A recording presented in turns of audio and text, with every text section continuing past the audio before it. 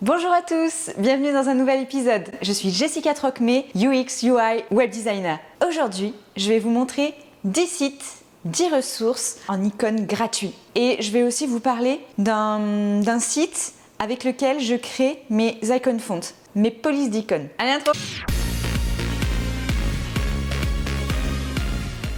Alors pour commencer, je vais vous montrer comment faire une icon font. J'utilise Fontastic. Fontastic, vous créez un compte, vous pouvez ajouter vos propres icônes ou encore sinon vous avez plusieurs sets d'icônes, un typo, etc. Vous avez un large choix. Donc là par exemple, un font awesome, un typo. Donc, comme vous pouvez le voir, il y a un paquet d'icônes.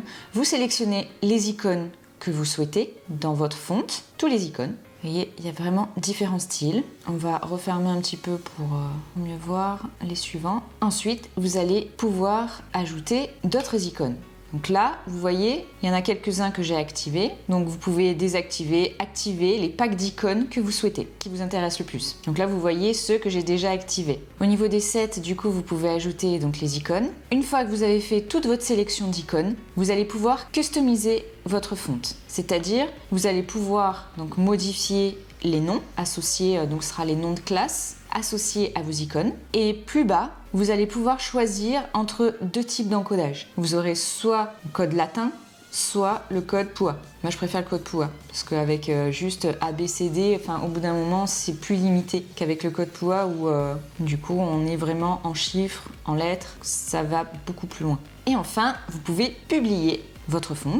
Et là, moi, je vais plutôt, par exemple, la télécharger et la mettre après directement dans les intégrations. Et quand vous le téléchargez, vous voyez bien que vous avez les 4 fichiers à minima nécessaires pour être compatible sur tous les navigateurs web. Toujours important. EOT, TTF, SVG, WOOF. Pour des fontes, des fois, il y a aussi WOOF 2.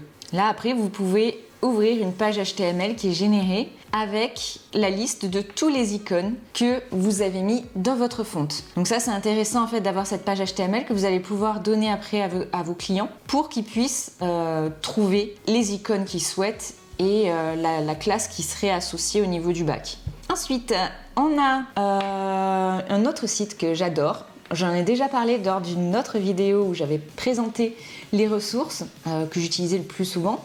Donc je vous mets le lien, Flaticon, et vous avez un large choix d'icônes vraiment différents. Il y a de quoi faire. Ensuite, dans mes dernières découvertes, vous avez Fever Icons. Et là, ce qui est sympa, c'est que vous pouvez customiser en fait les tailles, l'épaisseur des traits. Et donc ça, c'est vraiment intéressant. Au moins, vous pouvez mettre des icônes d'épaisseur 1 pixel ou 2, etc.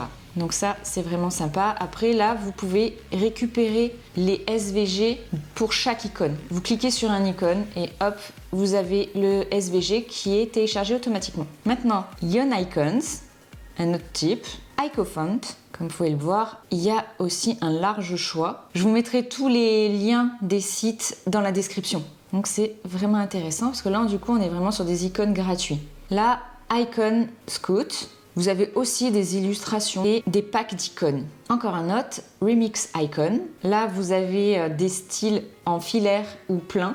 C'est toujours intéressant d'avoir les deux types d'icônes pour avoir un état cliqué et non cliqué. Par exemple, pour Facebook, quand on a un icône j'aime, il est filaire et une fois qu'on a cliqué sur j'aime, il est plein. Là, Iconate, pareil, vous pouvez sélectionner vos icônes. Vous pouvez aussi les customiser, c'est-à-dire avoir des traits qui vont être plutôt droits ou plutôt arrondis. Pareil, épaisseur des traits, taille des icônes. Vous avez même un dark mode pour personnaliser le fond, votre tableau de bord. Icon SVG, là voilà, vous avez également du choix avec toujours pareil, la possibilité de changer les épaisseurs. Icon 8 maintenant, où là ça vous propose en fait des packs d'icônes à télécharger. Donc ça peut être intéressant au niveau de vos clients. Si par exemple ils ont besoin d'un large choix d'icônes, vous allez leur proposer un pack complet. Vous pourrez leur faire choisir parmi peut-être plusieurs packs et ils auront le choix au niveau de tous les icônes.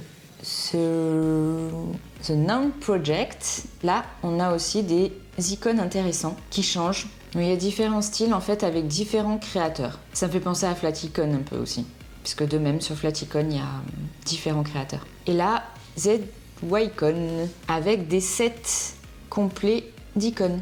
Et voilà, c'est tout pour ce partage de sites d'icônes gratuits. J'espère que ça vous a plu. N'hésitez pas à me laisser un commentaire et un petit pouce bleu si vous avez aimé la vidéo. Abonnez-vous, comme ça vous serez notifié pour les prochaines parties. Allez, salut!